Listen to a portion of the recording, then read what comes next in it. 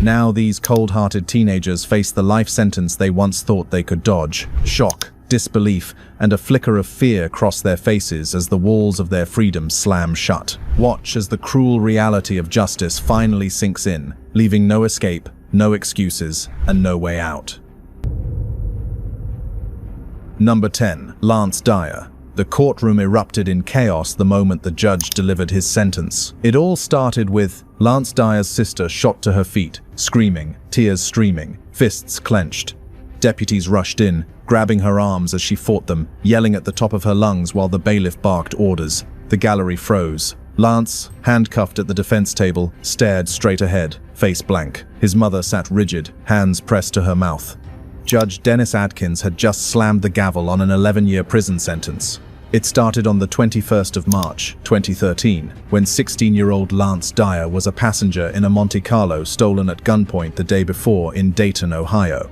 Dayton police spotted the car, leading to a short, high-speed chase that ended when the vehicle crashed into a fence. Dyier jumped out and ran. When Officer Jonathan Sopchak approached with his gun ready, Dyier turned and pointed a loaded handgun at the officer.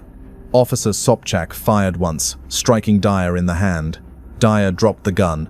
A police dog helped subdue him, and he was arrested. A jury convicted him of felonious assault on a police officer and having a weapon while under disability.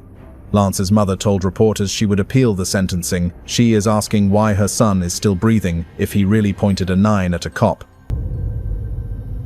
Number 9. Michael Bargo. In a calculated plot formed in 2011, 18-year-old Michael Bargo engineered the murder of 15-year-old Seth Jackson in Florida, fueled by intense jealousy tied to his ex-girlfriend, Amber Wright.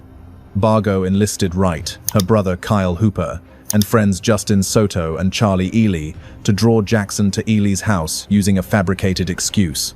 Once inside, the plan unfolded with precision. Jackson was ambushed, beaten repeatedly, shot several times, his legs and knees deliberately broken with a stick, and his body set on fire in a backyard pit. The remaining ashes were later discarded in a quarry. Investigators would later describe the motive as lingering, bad blood, rooted in Bargo's controlling rage. But how far would that fury truly go? Hooper, unable to endure the pressure of guilt, eventually broke down and confessed to his mother, who immediately contacted authorities. Police searches followed, uncovering human remains and triggering swift arrests. During questioning, the full scope of the crime emerged. Soto stated that Bargo shattered Jackson's limbs in a bathtub. Bargo himself appeared with facial injuries caused by an exploding paint can during the burning and even testified as a witness. A jail cellmate also testified in court, claiming that Bargo confessed everything to him and even bragged about it. The defense struggled under the weight of detailed testimony, and the jury ultimately convicted all involved. Sentencing revealed the gravity of the acts. By a 10-2 vote, Bargo received the death penalty, making him Florida's youngest death row inmate. Others were sentenced to life without parole, though Ellie's conviction was overturned in 2020. Appeals have repeatedly upheld Bargo's sentence, with courts citing the jealousy-driven brutality as exceptionally severe. Number 8. Alexis Avila. On a cold in January 2022, 18-year-old Alexis Avila drove to a dumpster in Hobbs, New Mexico, and callously tossed a black garbage bag containing her newborn baby, wrapped in a cold, wet towel, into the trash like discarded refuse. The infant, still attached to the umbilical cord, whimpered faintly in the freezing air, left to die amidst the garbage. Hours later, dumpster divers, mistaking the cries for a trapped cat, uncovered the shocking truth. It was a helpless baby on the brink of death. One diver cradled the child, kissing its forehead, while others frantically called 911. Miraculously, the baby survived after hospital treatment, but Avila's act of sheer evil, abandoning her own flesh and blood without a second thought, unleashed a storm of horror. Identified through CCTV footage, Avila was hauled in for questioning, where her remorseless demeanor proved what a monster she truly was. She confessed in chilling detail to wrapping the newborn in trash bags, sealing it with a broken hair tie, driving around aimlessly, and finally hurling it into the dumpster. Claiming panic as an 18-year-old who didn't know what to do, she bizarrely insisted she only learned of her pregnancy the day before, despite evidence from her ex-boyfriend, the baby's father, proving she knew since April 2021, which is 8 months prior. Authorities saw through her lies, charging her with attempted first-degree murder and abuse, resulting in great bodily harm.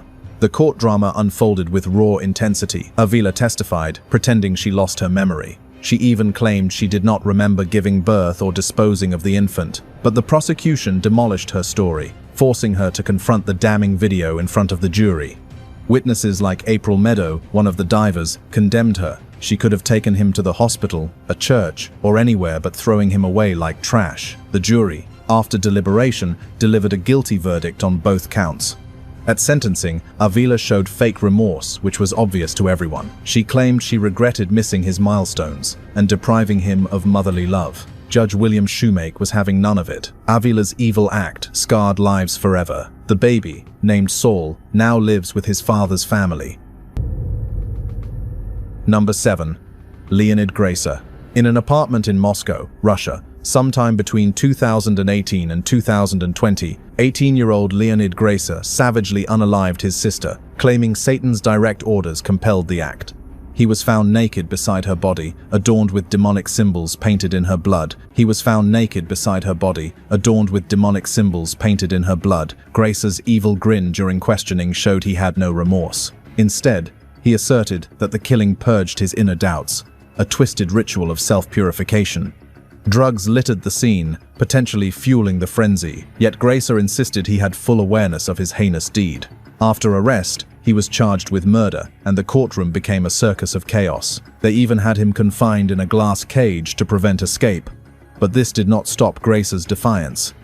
During a court session, he squeezed through the roof, scrambling into the false ceiling in a desperate bid for freedom. Stunned officers grappled, one yanking his pants down in the struggle, others threatening to tase him. After a dramatic shuffle, he was eventually subdued and made to crawl back, then handcuffed to curb further antics. The drama showed his unhinged mind, turning a solemn trial into a spectacle of madness. Prosecutors painted Gracer as a Satan-worshipping killer. His smile showed how much he was enjoying the whole thing. The defense likely argued insanity, given the demonic claims and drugs, but the court focused on his actions. With consideration to how unhinged he was, the judge sentenced him to compulsory psychiatric treatment every 6 months, which meant he was avoiding prison. This verdict sparked outrage. Was this justice for a sibling slaughter? Number 6. Jonathan Belton. On the 28th of December 2008, 16-year-old Jonathan Belton turned a routine traffic stop in Detroit, Michigan, into a deadly confrontation with Oak Park safety officer Mason Samborski. Pulled over without a license, Belton lured the officer to a nearby apartment under pretense of meeting his mother. A struggle ensued, which led to Belton seizing Samborski's service gun, then shooting him in the head. The officer's lifeless body, no pulse or breathing, bled from the rear wound. It was a cold execution by a teen's hand. Charged with murder and gun offenses, Belton's trial crackled with evil revelations. First responders testified to the scene's horror. There were no vital signs, massive blood loss. But the defense claimed it was an accident. They claimed that Belton never pulled the trigger and suggested Samborski shot himself. But Belton's girlfriend, who was present, shattered the lie. She testified that she saw Jonathan with the gun pointed at the officer. Based on all the evidence, the jury convicted Belton on all counts, murder of a police officer and felony firearm. The sentencing drama peaked with Samborski's widow's unforgiving words saying, "Belton shattered her happiness, and she will never forgive him." Belton tried one last time to convince the court of his innocence, but no one was buying it. He was promptly sentenced to life without parole, which was later reduced to 40 to 70 years due to Supreme Court juvenile rulings. Number 5. McKenzie Shirilla. On the 31st of July 2022, 17-year-old McKenzie Shirilla gripped the wheel of a Toyota Camry in Strongsville, Ohio, her boyfriend Dominic Russo beside her and friend Davion Flanagan in the back. What began as a seemingly normal drive spiraled into calculated horror. Shirilla floored the accelerator to over 100 miles per hour, veering off the road and smashing into a building in a fiery explosion. Russo, 20, and Flanagan, 19, perished instantly in the carnage, their young lives snuffed out. Shirilla miraculously surviving with leg injuries. It was a deliberate act of destruction masked as tragedy. Investigation exposed the malice. Experts confirmed the gas pedal was pressed 100% without braking, proving premeditated murder. Arrested and charged with 2 counts of murder, Shirilla's trial became a theater of deception and heartbreak. A trauma surgeon testified that Shirilla confessed in the hospital that she wanted to die and that it was her fault for killing her boyfriend. Yet her defense twisted the narrative, admitting fault but denying purpose. They claimed that Dominic grabbed the wheel, while Shirilla swerved to avoid disaster. But the prosecution dismantled these lies, emphasizing the video evidence of her purpose and intent, choosing death and destruction. The bench trial amplified the drama. Judge Nancy Margaret Russo declared Shirilla's actions intentional, saying she pushed the pedal to the floor, demanding ultimate speed. Her purpose was to kill Dominic Russo and Davian Flanagan. The verdict was guilty on both murder counts. Sentencing brought raw emotion as Flanagan's sister demanded the longest sentence. Then Shirilla read a scripted letter, apologizing and reminding everyone that Dom was her soulmate. But it fell flat amid the victim's family's anguish. She was then sentenced to 15 years to life, to be eligible for parole after 15. Shirilla's evil smirk in court, if implied, indeed showed her lack of remorse. Number 4. Matthew Borges. In late 2016, a quiet Massachusetts courtroom became the stage for a case that shocked even seasoned prosecutors. At the center was Matthew Borges, only 15 at the time of the crime, accused of ending the life of his 16-year-old classmate, Lee Manuel Viloria Paulino. The court heard how Lee was persuaded to leave home and walk toward the Merrimack River in Lawrence, believing he was meeting friends. Surveillance footage and phone records placed him on that path. He never returned. What began as a planned robbery turned into a deliberate and extreme act of violence. The trial focused heavily on what happened after Lee reached the riverbank. Jurors were taken step by step through the discovery of the remains by a passerby walking a dog, whose confusion quickly turned to alarm. Police described the scene clinically, explaining how the condition of the body pointed to repeated attacks rather than a single strike. Investigators laid out the movements of 4 teenagers who divided Lee's belongings afterward. No forensic evidence tied Borges directly to the weapon, which was a key point raised by the defense. Yet the prosecution built its case around planning, intent, and admissions. But could words alone carry the weight of a murder charge? That question dominated the courtroom as witnesses took the stand. One accomplice described Borges, recounting the killing in disturbing detail. A former girlfriend testified about tension and jealousy between Borges and the victim, offering a motive beyond theft. Most damaging was a handwritten journal recovered by police, outlining a sequence of events that closely matched what later occurred. Prosecutors explained how text messages and digital records showed coordination before and after the crime. The defense argued these were fantasies, exaggerations, or attempts to impress peers, but to the jury, the pattern was clear. After deliberation, the verdict came back guilty of first-degree murder under the theory of extreme atrocity. During sentencing, the judge emphasized the calculated nature of the act and the suffering involved, while also acknowledging Borges's age under Massachusetts law. He received life in prison with the possibility of parole after 30 years. The courtroom fell silent as the reality settled in. A teenager sentenced to spend decades behind bars and another life permanently erased. Number 3. Ethan Crumbley. On the 30th of November 2021, 15-year-old Ethan Crumbley unleashed hell at Oxford High School in Michigan, armed with his father's 9mm handgun, fatally shooting 4 students and injuring others in a premeditated massacre. His journal entries and texts dripped with evil, lists of needed gear like pistol mags, mask, knife, and plans for Molotov cocktails. To add to the court's shock, Crumbley confessed to a failed kidnapping plot against a neighbor girl, which shows how psychopathic his fantasies are. He was then charged with first-degree murder and terrorism for the mass shooting, but Crumbley's trial exposed his remorseless core. Even after he was confronted by parents at the station, his only worry was his cat, Dexter, named after a TV serial killer. The evidence against him was overwhelming. There was even evidence of him making Google searches on prison sentences. There was also a chili. In court, Crumbley initially pleaded insanity, citing meltdowns he frequently had. A mental health expert deemed it to be psychosis, but a schoolmate revealed bullying as a trigger, saying he's been picked on many times in school. Withdrawing the plea, Crumbley confessed that his actions caused the deaths. Now, things were about to get intense. The courtroom drama peaked at sentencing. Victims' families unleashed fury. One of the victims' mother hoped for a fate worse than death for Crumbley. A father demanded that he be locked up for life, while Crumbley offered hollow remorse, claiming he was a really bad person.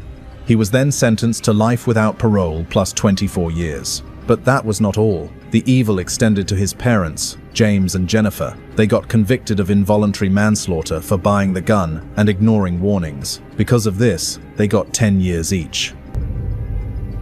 Number 2. Carlos Jimenez and Zachary Tost. In November 2019, chaos erupted outside the Belton Woods apartment complex in Anderson, South Carolina. Gunfire tore through the darkness, leaving one young man dead and another wounded, while 2 teenagers, Carlos and Zachary, were quickly arrested, accused of playing a deadly role in the shooting. The community was stunned, and the question on everyone's mind was, were these teens victims caught in a violent ambush, or were they participants in a murderous attack? The courtroom the next day was tense from the moment the hearing began. Prosecutors outlined charges of attempted murder and weapons violations, insisting the teens had fired into a car full of people, while the defense insisted they had acted in self-defense amid a frightening shootout. Carlos, barely 17, struggled to hold back tears as the weight of the accusations pressed down. Zachary's parents pleaded desperately, citing medical needs and the teens' youth, but the judge remained firm. Bond was denied, with warnings that every word spoken could be used in evidence. Inside the packed courtroom, emotions surged. Outbursts had to be quieted, and each statement was met with careful scrutiny. The young men insisted they were survivors, not aggressors, while prosecutors hinted that they were active shooters. The peak of the hearing came when Zachary's mother stepped forward, pleading passionately with the judge to release her son, turning the courtroom into a tense battleground of argument and insistence. Zachary himself went further, insisting he was the true victim, while in the background, Carlos crumpled in tears, overwhelmed by the unfolding chaos. Despite their desperate pleas and the emotional intensity, the court handed down long sentences to both teens, leaving the courtroom heavy with sorrow and frustration. Number 1. Demarco Harris. On Detroit's Rosedale neighborhood in 2009, a robbery attempt by a 12-year-old boy turned into a tragedy that would twist through the courts for more than a decade. What began as a botched theft took a life when the handgun in the child's hand fired during the struggle, killing a 24-year-old woman. In the juvenile courtrooms that first handled the case, the air was thick with tension. Prosecutors detailed the chaotic scene, a planned robbery, the gun's sudden discharge, and the fatal outcome. Defense lawyers did not deny wrongdoing, but pointed to the boy's age and potential for change. Judges wrestled with statutes and precedents about youth culpability, weighing psychological development against public safety. Each legal brief and motion carried weight beyond the paperwork. They carried the future of a young life and the memory of a lost one. At sentencing, the proceedings took a raw, emotional turn. The victim's family walked into the courtroom carrying unimaginable grief, their presence a stark reminder of the cost paid in human life. The judge explained the legal limits of juvenile sentencing, ultimately placing the boy on probation until he reached adulthood, with conditions designed to monitor and rehabilitate rather than incarcerate him indefinitely. This decision sparked outrage among those who felt the punishment was too light, yet it highlighted a key legal principle, that juveniles are constitutionally different from adults in terms of judgment and brain development. Years later, the case resurfaced as the former juvenile approached adulthood. Court dockets filled again with arguments over whether he had met the strict terms of his probation and earned the chance to leave the system. Judges reviewed reports, behavioral records, and expert evaluations on rehabilitation progress. Defense advocated release, characterizing the man as transformed by education and reflection. But can someone shaped by early wrongdoing ever truly leave it behind? From kids who made a scene to tug at the jury's heartstrings, to cold-blooded psychopathic children who could not care less, these kids did the unspeakable and shocked communities. Prosecution did not go easy on them despite their age. Here are evil kids reacting to life sentences. Denali Bramer. This is probably one of the most shocking cases you have ever heard of. In 2019, Denali Bramer lured her supposed best friend, Cynthia Hoffman, on a hike where she ambushed her, unalived her, and then sent video and photo evidence of the crime over Snapchat. She sent it to a millionaire named Tyler, who had promised her $9 million if she would unalive someone and do unspeakable acts to the body, film all of it, and send it to him. Denali not only agreed to the plot, but even managed to convince 2 other friends, one of whom was 16, to take part in the scheme. She did all of this for a stranger she had met on Facebook. The biggest plot twist, however, came during the investigation, when it was revealed that Tyler was not a real person. Darren Shillmiller, who barely had 2 pennies to rub together, had catfished Denali into committing the crime. But did this mean she was innocent? Tyler, or Darren, was a 21-year-old from Indiana who had connected with the 18-year-old Denali via Facebook. The two entered a mutually beneficial relationship where he would send her money in exchange for explicit photos.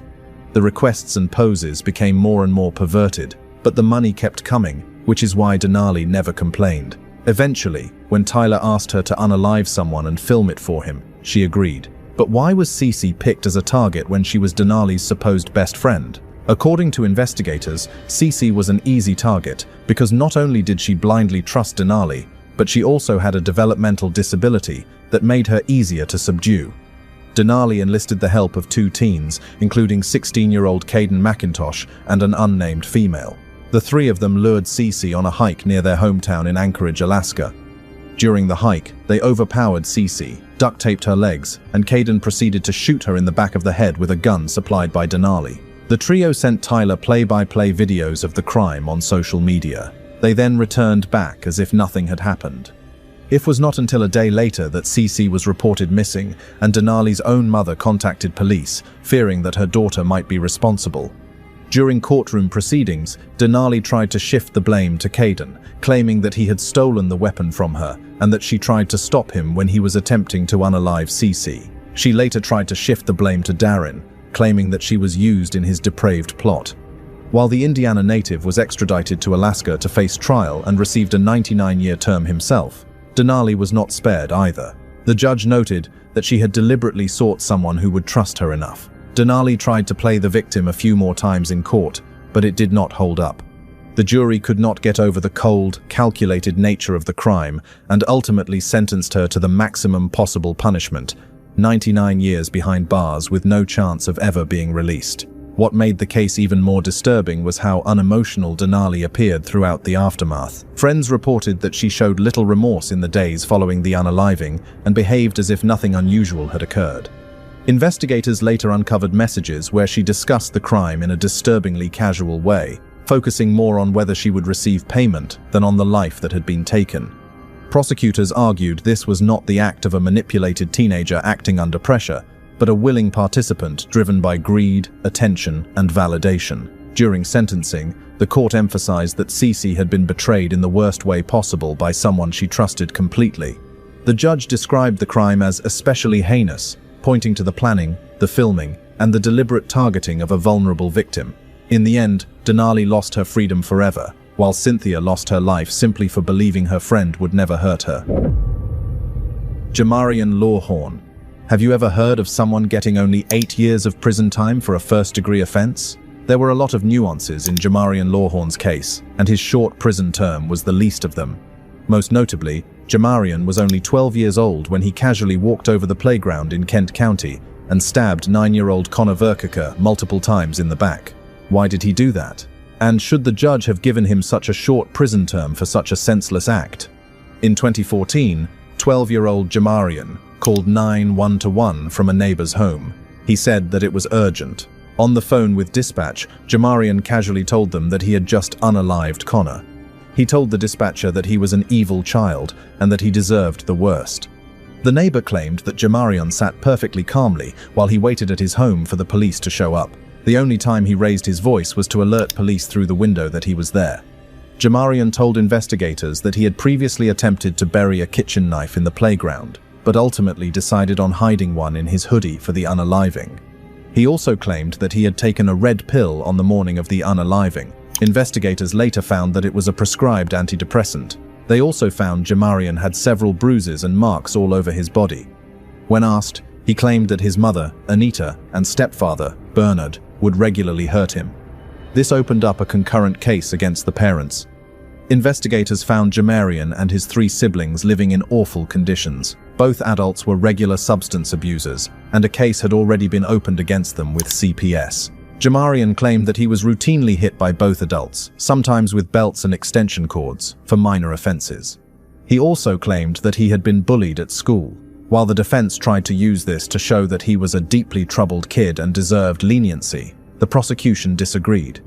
They claimed that while Jamarian came from a horrible family situation, it did not take away from the fact that he had planned the unaliving. Jamarian targeted someone from the community, and he planned it for days before executing the stabbing.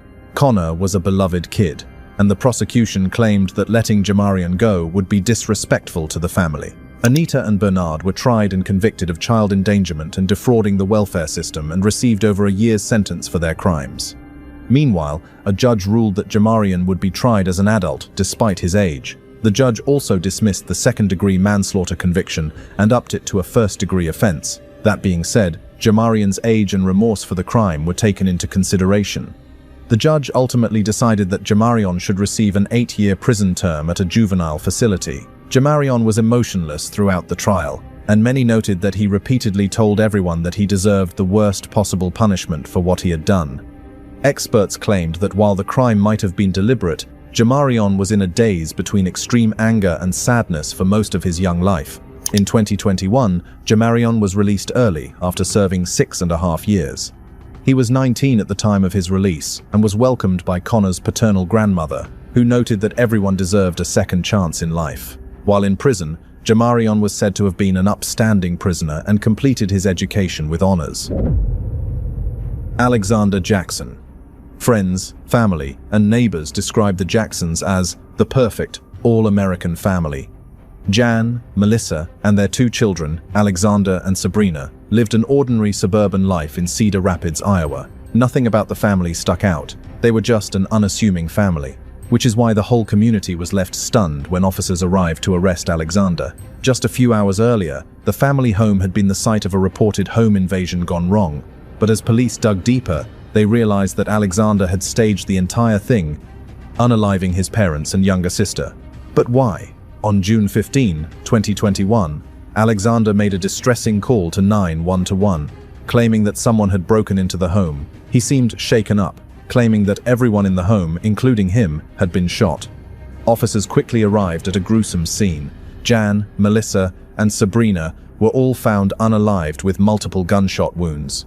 Alexander himself had been shot in the foot, and while shaken up, he was still alive and well. This was a miracle for everyone, considering the ruthlessness that seemed to have taken place at the crime scene. Alexander, a former Eagle Scout and a student at the University of Iowa, claimed that a masked intruder broke into the home, stole valuables, ransacked the home, and then shot members of the Jackson family one by one. It was a miracle that he had survived. Alexander gave police a vivid description of the shooter. He claimed that a black man wearing green shoes broke into the home, shot his father in the entryway, and then made his way into his parents' bedroom to shoot his mother, and then his sister's bedroom to shoot her. When questioned about how he was miraculously able to survive, Alexander claimed that he had wrestled the intruder, got shot in the foot, and was able to call 911 just when the intruder made a run for it. But there were already gaps in his story. Why would such a ruthless intruder leave a witness who could describe him so well? Also, the supposed weapon was the family's own semi-automatic weapon. Still, Alexander was transported to the hospital while investigators inspected the home. The first thing they checked was for signs of forced entry, and there were none. Then, on a hunch, they decided to go up to Alexander's bedroom, where they found blood splatters. They traced the splatters down the stairs into the living area. According to Alexander, he had been shot in the living room, but investigators could tell he had deliberately shot himself in the end to stage the scene as a home invasion gone wrong. The next step came relatively quickly. Investigators went to the hospital and charged Alexander with unaliving his entire family. Throughout the 2.5-year court proceedings, Alexander claimed that he was not lying. He said that he had no reason to unalive his entire family. While he admitted that his father was upset with him for failing his courses, it was nothing he would unalive the family over. This was something that stumped prosecutors too. They could not find a deliberate motive that would tie Alexander to the crime. The evidence, though, kept stacking up against him. When investigators inspected the semi-automatic used in the crime, they were able to make out a clean fingerprint that matched Alexander's. Now, he claimed that he had wrestled the weapon from the intruder's hand, but the fingerprint was so clean that it could not have been the case. Alexander's defense team argued that he maintained his innocence despite being interrogated by the police for hours on end. The whole case rested on motive, but there was none. The prosecution then shifted gears and said that there was more evidence than not to convict Alexander. The jury agreed and sentenced him to 3 life terms, without the possibility of parole in 2023. He showed no reaction when the verdict was read, and his lawyers attempted to shield him from television and still cameras in the courtroom. When deputies handcuffed him and led him out of the courtroom, he seemed to tear up. To this day, we have no idea why Alexander Jackson unalived his entire family. Was it over money? Was it over a dispute? Or did Alexander have a psychotic break? We may never know. Sophia Koval. Sophia Koval, a 14-year-old immigrant from Ukraine, calmly told investigators that the reason she unalived her 79-year-old grandmother was that she was weak. Sophia had arrived in the United States just a few months prior, separated from her mother after they escaped Ukraine during the conflict. This, according to her defense team, had a lasting impact on her mental health. However, the prosecution argued that Sophia was just a rebellious teenager who decided to do the unthinkable because she thought she could get away with it. In 2024, Sophia's father had to make a very painful decision. He had left home earlier, leaving Sophia in the care of his mother, Yevgenia Koval. When he returned, he found his mother lying bruised and unresponsive on the floor. Sophia then admitted that she had gotten into an argument with her grandmother, and it had escalated to physical violence. Sophia got the upper hand, grabbed Yevgenia's walker, and senselessly beat her with it till she was unresponsive. Her father told investigators that he had to turn his own daughter in for what she had done to his mother, a devastating thought. When investigators arrived, Sophia tried to downplay the situation, arguing that her grandmother was old anyway. This was what the prosecution reminded the judge during her trial. They claimed that Sophia was not remorseful in the slightest. If anything, she was annoyed that the US justice system was making a big deal out of it. The judge reviewed the evidence and ultimately decided that the best thing to do would be to keep Sophia at a juvenile facility for 3 years, rehabilitating her, and then eventually releasing her. Why was her sentence so short? Because at the end of her term, Sophia would be considered an offender on US soil and deported back to war-torn Ukraine. As the judge's decision was read out in court, Sophia remained emotionless. However, during the courtroom hearings, many criticized her for putting on a show. Sophia could be seen crying and being hysterical during the proceedings. She even expressed remorse for her actions, claiming that it was a temporary moment of insanity. However, the prosecution argued that Sophia's real anger that day stemmed from an earlier argument with her father, where he had decided to confiscate her phone as punishment. Whether Sophia is or is not truly remorseful for ending a life, we might never know. Colt Gray. On September 4th, 2024, Colt arrived at Apalachee High School in Winder, Georgia, carrying a rifle that he had concealed inside a poster board to make it look like a school project. According to investigators, the disguise allowed him to enter the school without raising immediate suspicion. Once inside, Colt went to a classroom and opened fire. Just hours before, Colt's mother phoned the school, alleging that something terrible was about to happen. Colt had texted both his parents that morning, apologizing but not giving much context otherwise. Colt's case was particularly unique for a few other reasons too. In 2023, so just a year prior to the shooting, Colt was tracked down by the FBI after he had made threats to commit a school shooting over Discord. Back then, Colt's parents were interviewed, and they claimed that their child was incapable of making such threats. Colt himself denied ever using Discord. Still, just a year later, and despite the investigators' warnings, Colin Gray bought his son a gun. When Colt's mother raised the alarm, school investigators went around trying to find him. It might be important to mention here that the Apalachee High School has over 2,000 to 1,000 students, meaning it took officials a while to find Colt. Even then, in a tragic twist, they tracked down another Colt while the perpetrator was on his way to commit the shooting. That morning, Colt had asked another teacher what would happen if there was an active shooter in the school. Later, Colt left his algebra class, pulled out a gun from his backpack, and stuffed it under a poster board. He then attempted to go back into his classroom, which could only be opened from the inside. The student noticed the gun and refused to allow Colt back in. But before they could alert others as well, Colt burst into the next room and started shooting at random. The Appalachia High School had a state-of-the-art technology that immediately sent a panic button throughout the school, but this wasn't until Colt had fired multiple rounds. Altogether, he injured 11 people, out of whom 4 did not survive, 2 students and 2 teachers. Police arrived at the school within 3 minutes and wrestled Colt to the ground, immediately taking him into custody. Now, it was up to the prosecution to show that Colt deserved a life sentence for the most senseless school shooting in Georgia's history. The defense argued that Colt came from a broken home and that there had been multiple cases of harm against both of Colt's parents, who were divorced at that point. The defense also argued that Colt had been crying for help through his antics, and that the school refused to investigate when he did not show up for almost an entire school year. The prosecution, however, claimed that while Colt's living situation and parents' prior convictions might have been tragic, it was not enough to excuse the severity of his crimes. They argued that he deliberately took a weapon to school that day, intending to inflict maximum harm. The prosecution also argued that Colt had a weird fascination with school shooters and even had a shrine in his bedroom dedicated to them. Colt now faces a possible life term in prison for the shooting and 4 unalivings. If convicted, there is little chance that he will ever be released on parole. That was something Colt probably knew about when he took the weapon to school that day. He had every chance to turn back, but did not. Carly, Madison Greg. On March 19, 2024, Ashley Smiley made plans with her 14-year-old daughter to go grocery shopping. The mother-daughter duo had been on edge lately, especially after Ashley had found large amounts of illegal substances and burner phones in her daughter's bedroom. This resulted in a heated confrontation at the Smiley residence that ended with Carly Madison Greg having her phone confiscated and being grounded indefinitely. For a 14-year-old, this was practically life imprisonment, but Carly took her defiance a step further and unalived her own mother. Shortly after returning from school, where her mother also worked as a mathematics teacher, Carly snuck into her parents' bedroom, where she retrieved a handgun from under the mattress. She then concealed the weapon, made her way into the kitchen, and had another confrontation with her mother. According to data from the home's CCTV cameras, Carly fired multiple shots at her mother. She then texted a friend and also texted her stepfather, Heath Smiley, pretending to be Ashley.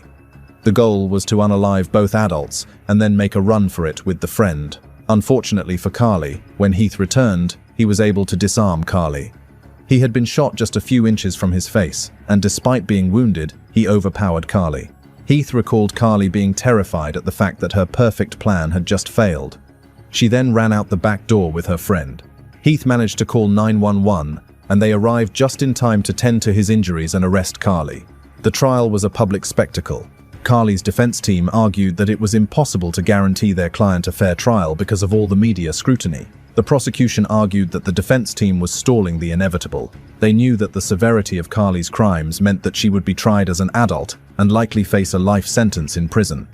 Throughout her courtroom appearances, Carly had little to say to the many people who showed up grieving Ashley. She avoided eye contact with Heath, and her defense team argued that Carly was not a criminal, just a misunderstood teen. The judge did not see it that way.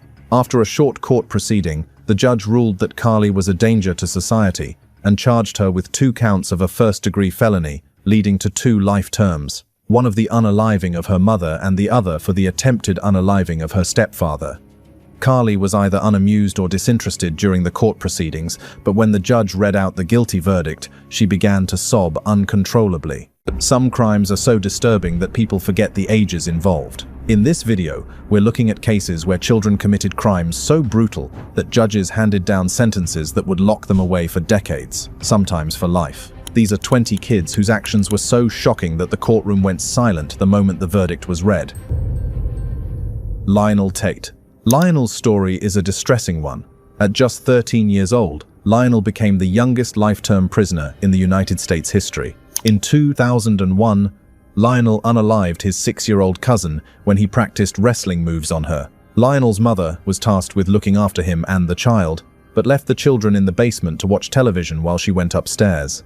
A few minutes later, Lionel came upstairs, panicking, saying that Tiffany Unick was not breathing anymore. She was rushed to the hospital, where the doctors could not believe the extent of her injuries.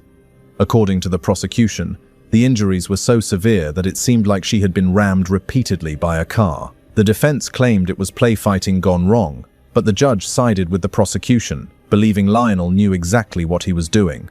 What was surprising about this case was that after the judge handed a life sentence, the prosecution then worked with the defense to get Lionel a lighter sentence. Eventually, after much protest, Lionel was released, only to be arrested again in 2005, while still a minor, for violating his parole. Lionel had threatened a pizza delivery rider with a gun and was arrested yet again. This time, the judge recognized that he was a threat and sentenced him to 30 years in prison. To this day, Lionel's locked up. Amajit Sarda. Police believe that Amajit had already unalived 3 infants by the time he was apprehended in 2007. The kicker? He was only 8 years old. Amajit was born and raised in Begusarai district, Bihar, an underdeveloped area in rural India. In 2007, the 8-year-old was investigated after neighbors suspected that he had something to do with the disappearance of their 6-month-old infant daughter. During questioning, relatives revealed that this was not the first time that Amajit was suspected of unaliving someone. He had previously caused the unaliving of his 6-month-old cousin and was believed to have something to do with another infant's disappearance as well. However, believing he was just a kid who did not know any better, everyone chose to stay quiet. This changed when the neighbor's daughter went missing. During questioning, Amajit calmly revealed how he had unalived the baby and where he had left the body. Sure enough, her body was recovered from exactly where Amajit led them. This verified his status as the youngest serial unaliver in history. McKenzie Shirilla. McKenzie was a popular student at Strongsville High School in Ohio. She was well liked and even had a large social media presence. At just 17 years old, it seemed like McKenzie had cracked the social code. She was even dating 20-year-old Dominic Russo, her boyfriend for the past 4 years as of 2022. However, their relationship had gotten volatile from 2021 onwards, with several people convincing Dominic to leave McKenzie. There had been at least one case where, when Dominic tried to break up with McKenzie, she threatened to run him over with his vehicle. Then, on July 31st, McKenzie, Dominic, and their friend Davian were found unconscious after their vehicle had hit the side of a brick wall early in the morning. All 3 of them had gone partying, and there were some illegal substances in the vehicle. However, the bigger picture was that Dominic and Davion had passed away, and McKenzie only had a slim chance of making it.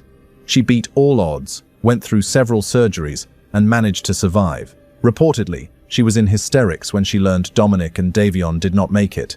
Still, friends and family members of the victims believed something was off about her behavior. She went back to posting as normal just a few days after her friends had passed, even hinted to committing the crime. This reopened the investigation, and police found that McKenzie had scouted the area before the crash and that her foot was pressed up against the accelerator when the vehicle was found. Plus, the vehicle's brakes were fully functioning. McKenzie could have stopped if she wanted to, but that was not part of the plan. In the end, the judge saw through the fake tears and agreed with the prosecution. McKenzie was sentenced to a life behind bars. Mary Bell. 2 young boys, Martin Brown and Brian Howe, were found unalived just weeks apart in 1968. Mary Bell from Newcastle upon Tyne became the prime suspect.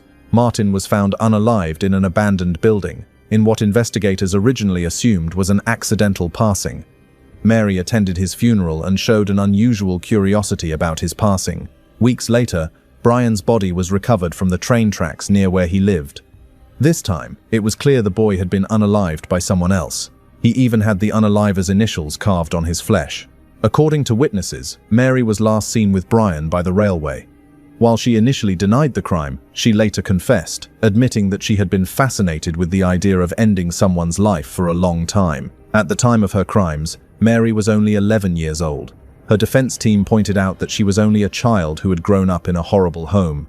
Her crimes were a cry for help, but the prosecution asked the judge not to undermine the severity of what Mary had done. The judge sided with the prosecution and agreed that Mary needed to be locked up for her good as well as everyone's good, too. Alyssa Bustamante. After unaliving 9-year-old Elizabeth Alton, Alyssa went on with her day as if nothing had happened. She had lured the child to the woods near their home in Missouri, repeatedly stabbed her, and then buried her body in a shallow grave. Alyssa had picked Elizabeth at random. Her goal was simply to unalive someone. Friends and family members had grown concerned over Alyssa's behavior in the days leading up to her crime. but believed she was just a 15-year-old acting up because of problems at home. However, investigators later uncovered her internet history and went through her journals where the truth was discovered. Alyssa had written about the crime, saying that she felt alive after it and was fully ready to commit more crimes.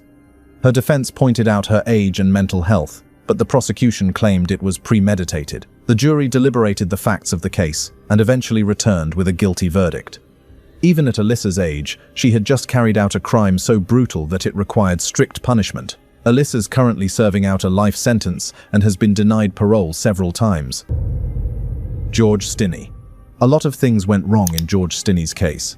The 14-year-old was accused of unaliving 2 white girls, an 11-year-old and an 8-year-old, in South Carolina. When police apprehended him, they did not conduct a thorough investigation. Instead, they relied on what the townspeople had told them. Their bias pointed them toward George, who was nowhere near the crime scene and had witnesses to support his whereabouts. But that did not matter for police, and they promptly arrested him. His trial started and wrapped up within 24 hours with a guilty verdict, and George was sentenced to capital punishment. The trial was controversial even at the time in 1944, but it was later revisited in 2004. Not only was George's conviction falsified by the investigating officer, but his counsel and parents were not allowed to be with him in the interrogation room. His parents even had to move from the area because of protests surrounding the crimes George had allegedly committed. His counsel did not call any witnesses, did not challenge the state's witnesses, and overall did nothing to adequately represent his client. The case lasted 2 hours, and deliberation lasted for just 10 minutes. George was wrongfully convicted and sentenced to unaliving by electrocution at the age of 14. Evan Miller. In 2003, at 14 years old, Evan Miller beat his neighbor, Cole Cannon, with a bat and then burned down his trailer home with him in it. Cole was Evan's mother's dealer, and the night before the unaliving, he had invited Evan and another of his friends to the trailer, where they drank and did substances together. Sometime later in the night, Cole woke up to find Evan and his friend stealing from his wallet. He was then attacked with the baseball bat, with Evan reportedly saying, "I am God now," before delivering the fatal blow. The court argued that Evan had carried out the gruesome crime because of his mental health challenges and problems growing up at home. The prosecution sympathized with his age, just 14 at the time of the unaliving, but argued that he was conscious of his decision that day. The judge and jury both agreed that Evan should be held responsible for the crime, and he was tried as an adult. Ultimately, for Cole's unaliving, Evan was sentenced to a life behind bars. Interestingly, the case was later reviewed, with many claiming that the laws surrounding juvenile offenders should be changed. They noted the circumstances surrounding Evan's crimes and believed it was worth another case. To this day, Evan and his attorneys are working to get him out. Melinda Loveless. A horrific crime shocked the country in 1992. 12-year-old Shanda Sharer was found badly beaten and unalived in Madison, Indiana. Her unalivers? 4 teenage girls. The mastermind behind the crime, Melinda Loveless, was jealous that her ex-girlfriend had started seeing Shanda after their breakup. The 15-year-old mastermind was aided by girls whose ages ranged from 15 to 17. The crime was particularly gruesome, with investigators noting Shanda's injuries were extreme. Melinda and the other girls had tortured Shanda all throughout the night before delivering several blows that finally unalived her. At the end of the crime, Melinda even went back to her ex-girlfriend the next day to tell her that Shanda will not be a problem anymore. 2 of the girls and the ex-girlfriend later went ahead and told the police everything. They uncovered Shanda's remains, and the case began. Melinda's family claimed that she was far too young to understand what she had done. Plus, she came from a horrific family background, and that contributed to her mental distress. The judge noted that the unalivers were all minors, but that was not enough to distract him from the fact that the teenagers carefully thought out this crime, and that Shanda was an innocent victim throughout it all. The court sentenced the girls to 60 years in confinement for the horrific crime. Melina was eventually released. Cindy Collier and Shirley Wolfe. Cindy Collier and Shirley Wolfe. In 1983, 14-year-old Shirley Wolfe and 15-year-old Cindy Collier stabbed 85-year-old Anna Brackett, seemingly for the thrill of it. The pair had only just met that day and, according to reports, lied to Brackett to get inside her home, telling her they needed to use her phone. Once inside, they waited and attacked her with a knife before fleeing the scene. Investigators quickly tracked them down. Neighbors had seen two teenage girls running from the area, and both girls were arrested that night. During police interviews, Shirley's diary entries were later cited as chilling evidence. One famously read, "Today, Cindy and I ran away and unalived an old lady. It was lots of fun." Both were tried as juveniles and convicted of the crime in Placer County. Cindy was sent to a youth authority facility, where she spent around 9 years before being paroled in 1992, later earning a college degree and reportedly living a law-abiding life. Shirley served a longer stint, later being released after more than a decade behind bars. Jamarian Law Horn. In October 2014, 12-year-old Jamarian Law Horn shocked the Michigan community when he unalived 12-year-old Connor on a playground in Detroit. The two children did not know each other. According to investigators, Jamarian had gone to the park with a kitchen knife hidden in his sleeve. Without warning, he attacked Connor, stabbing him multiple times before calmly walking away. He later passed away from her injuries at the hospital. When police arrested Jamarian, many were stunned by how young he was. Prosecutors initially charged him as an adult with first-degree murder, a move that sparked debate. His defense argued that he had endured severe physical harm at home and was suffering from untreated trauma and mental health struggles. They claimed he was a child shaped by violence, not a hardened criminal. In 2016, Jamarian accepted a plea deal, admitting to second-degree murder. He was sentenced to a minimum of 25 years and a maximum of 60 years in prison, meaning he will not be eligible for release until his late 30s at the earliest. But by 2021, it was reported that Jamarian was scheduled for an early release, a move supported by Connor's family. Eric Smith. Eric Smith was locked up for 27 years, starting from 1993 when he was 13. What crime did a 13-year-old commit? Well, in 1993, Eric abducted 4-year-old Derek Robbie while he was on his way back from camp. He then took him to the nearby woods in Savona, New York, where he dropped a rock on Derek's head, unaliving him. 4 days later, Eric admitted to his mother that he had unalived the child. She immediately turned him over to the police, and they charged Eric. The courtroom was in shock when Eric walked in, nerdy with big glasses and freckles, and he had just committed a crime that shook the entire state. His defense brought in a psychiatrist who testified that Eric had mental challenges. The prosecution just presented the evidence in the case. The jury agreed Eric was a danger to society who had planned on committing the crime and was likely to become a repeat offender. They agreed to a life term, but ultimately released Eric after 27 years. Jordan Brown.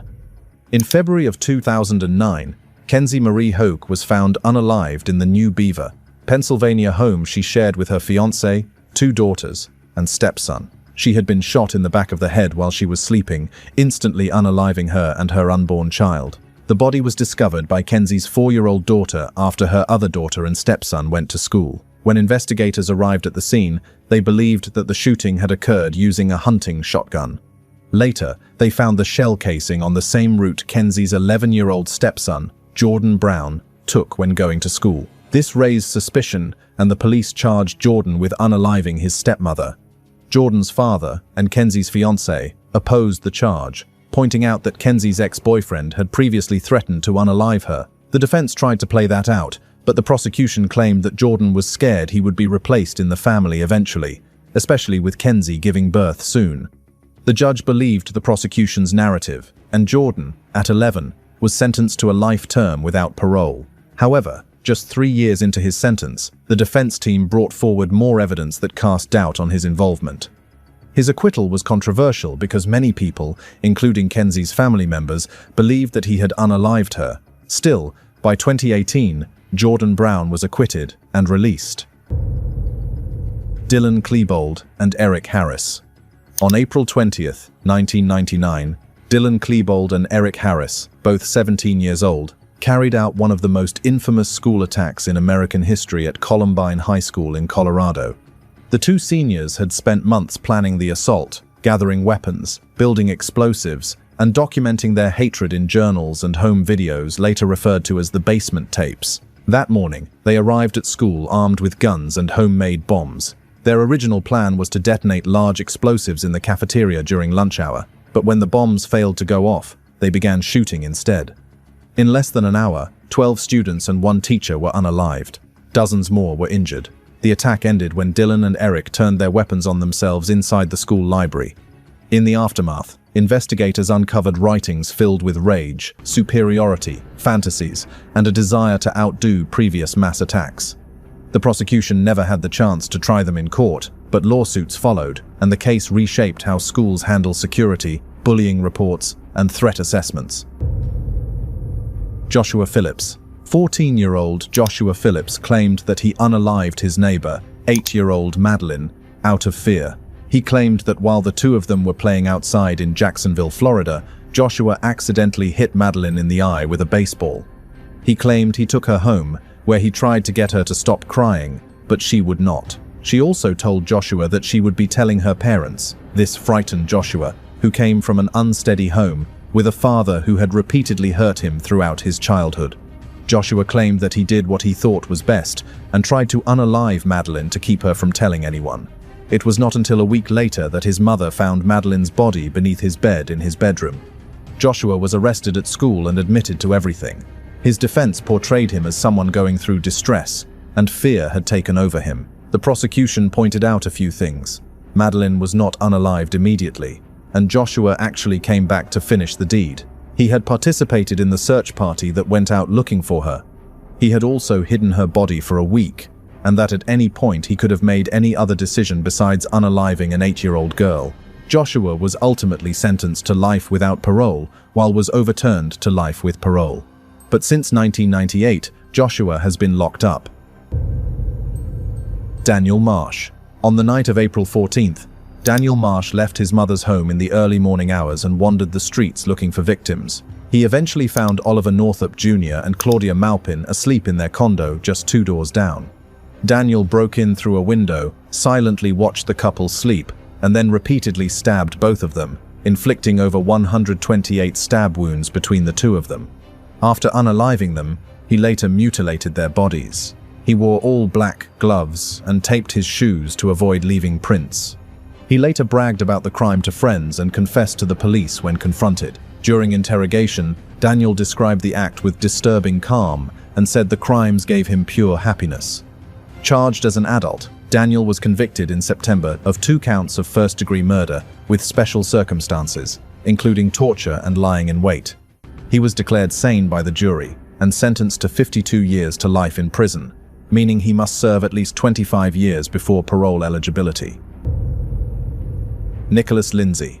School teachers believed Nicholas Lindsay was a great kid, polite and well-mannered. They would do anything to be well-liked. However, his Facebook profile showed a completely different side of him.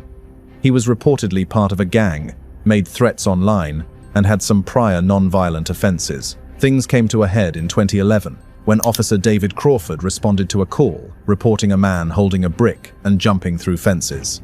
When he arrived at the scene, he was shot at close range by Nicholas. It took the police less than 24 hours to find 16-year-old Nicholas, who confessed immediately. Apparently, his mother had realized he was the perpetrator and told him to confess. In court, Nicholas was tried as an adult and indicted by a grand jury that found him guilty of unaliving a police officer. His defense argued that he was a scared kid who grew up around the wrong influences, but the prosecution claimed that he had shot Crawford 5 times at close range. The jury found Nicholas guilty and sentenced him to a life term without parole. Will Cornick. The unaliving of 61-year-old Spanish teacher, Anne Maguire, was a crime that shocked the Leeds community. But what made the crime even more shocking was the fact that the perpetrator was her 15-year-old student, Will Cornick. Will was apparently at odds with Anne and had even posted online ads to hire someone to unalive her. Finally, in 2014, he began stabbing Anne in the middle of class, getting 7 stabs in before another teacher rushed to her aid. Will even brought a bottle of whiskey to celebrate. Anne would later pass away from her injuries, and Will was arrested and charged almost immediately. His defense said it was clearly a mental breakdown, but according to Will's psychiatrists, he had confessed to the crime 4 days earlier, saying that he was going to make it happen one way or another. This was reviewed by the judge, who then sentenced Will to a life term behind bars. The case of Angela Wrightson. On the night of December 8, 2014, 13 and 14-year-old girls in Hartlepool, England, decided to visit the home of 39-year-old Angela Wrightson, a vulnerable woman known locally for giving underage kids alcohol. The girls arrived at her flat, asking her to buy alcohol and cigarettes for them. CCTV caught Wrightson returning with cider shortly before the attack began. Over the next 5 to 7 hours, the teenagers beat her repeatedly with household objects, including a shovel, a wooden baton driven with screws, and even a CRT television. At one point, one of the girls posted a Snapchat selfie showing Angela with injuries, almost as if it were a joke. They paused the assault only to return later and continue inflicting harm, leaving her severely beaten and unconscious. In the early hours of December 9th, the girls left and even called the police twice for a ride home. Wrightson's body, later found by her landlord, showed over 100 injuries, most to her head. Both teens were arrested that same day. During the trial, they denied unaliving, but a Leeds Crown Court jury ultimately found them guilty, and in April 2016, they were each handed minimum terms of 15 years imprisonment.